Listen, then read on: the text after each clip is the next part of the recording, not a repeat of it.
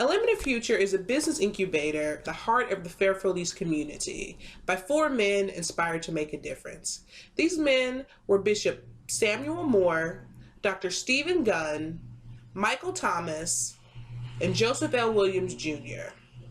Unlimited Future is on a mission to provide resources and trainings to business-minded individuals who need it the most. Recently, we sat down with one of Unlimited Future's founders, Joseph Williams, former mayor of Huntington, West Virginia, and owner of Basic Supply Company. So I work for Unlimited Future, and I recently found out that you started it. So I wanted to know, what were your reasons for starting Unlimited Future, and what impact did you wish to have on the community that you started it? But the idea for Unlimited Future was to give those who would like to go into business a heads up. The idea of an incubator is that you go in and you share resources. That I always tell people that chances are, no matter how conservative you attempt to be, chances are your revenue is going to be less than you thought, and your expenses are going to be more. I say that happens 9 out of 10 times, maybe 24 out of 25 times. So this was an idea where people could go in and share resources, be it conference room, be it secretarial services, also share on utilities and so forth. And that was the idea. But we also gave classes. Now, it used to be a 12-week class. And this would take people through all the steps of setting up a business. Once you went through this class, there was a intangible that people don't recognize.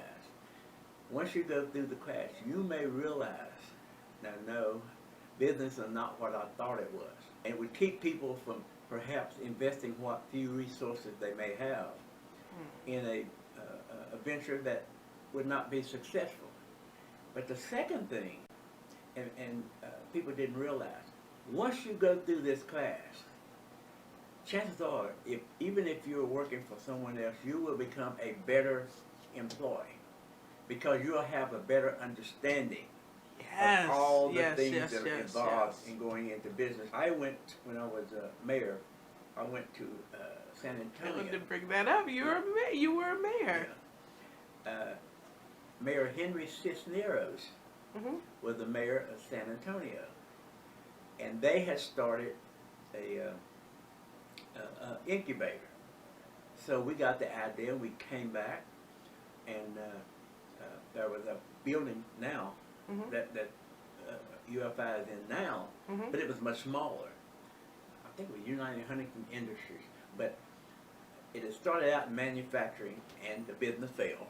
They allowed us to use the building, and then we put together a business plan and so forth, and we qualified, or well, we applied for a grant. If I'm not mistaken, $250,000.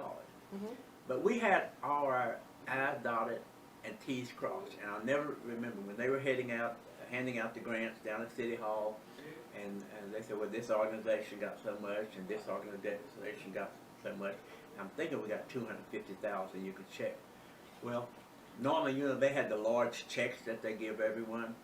Well, when we finished, the presentation was finished, we went and actually picked up our check.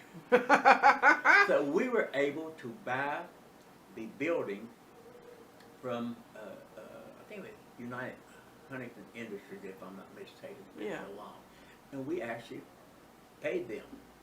And they were letting us lease the building, whatever. So we ended up owning the building. And then I met down in Myrtle Beach with a gentleman by the name of Tom Bell. Okay. Who is now, I think he's head of maybe the Huntington Urban Renewal, I'm not sure, Authority. And he was thinking about doing a similar thing. And we happened to meet down at Myrtle Beach. And we said, well, now this doesn't make sense. We both want to do the same thing. And he had a lot of talent and so forth. And sometimes the individuals who actually start a business, that's not the same person that can take it to the next step. Right. Yeah. And fortunately, we realized that, and Tom Bell did an excellent job for us.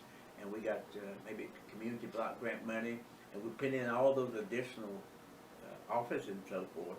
And for a while, the Ebenezer Medical Center leased that for several years before they moved over to the, I guess, the Douglas Center. And so that's how UFI started. It was an idea, and see, you have to have, number one, a vision, an idea. Yes. And two, then you have to have a plan. Right. But to make it successful, you have to work the plan. Yes. And we were able to work the plan.